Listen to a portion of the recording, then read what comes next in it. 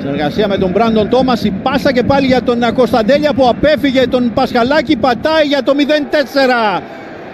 Θρίαμβος του ΠΑΟΚ με τον Οσδόεφ να σκοράρει από μια εκπληκτική ενέργεια του Γιάννη Κωνσταντέλια, ο οποίος κατάφερε να προλάβει, να αποφύγει τον Πασχαλάκη, να περάσει την μπάλα για τον Οσδόεφ. Αυτό σε κενή εστία διαμορφώνει αυτό το 0-4 υπέρ του ΠΑΟΚ.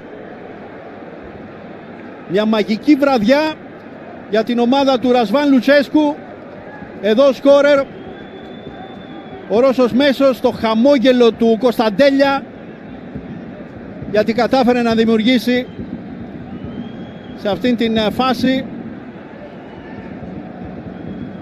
Προφανώς θα υπάρξει και εξέταση από τον VAR για το ξεκίνημα της φάσης, αλλά και για την εξέλιξή της. Είδε πως προλαβαίνει ο Κωνσταντέλιας τον Πασχαλάκη, τα κουνάκι για τον Οσδόεφ σε κενή αιστεία κάνει το 0-4. Υπάρχει αναμονή για αυτήν την εξέταση, όπως λέγαμε, του VAR, του Γερμανού, του Πασκάλ Μιούλερ. Σε επανάληψη το τούνελ του Μπράντον Τόμας στον Τζάκσον Πορόσο, και από εκεί πέρα πως πάτησε την μπάλα ο Κωνσταντέλιας για τον Οσδόεφ για να κάνει το 0-4.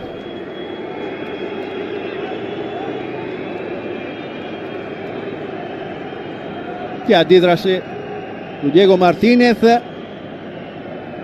σε μια βραδιά όπου δεν λειτουργήσαν τα πράγματα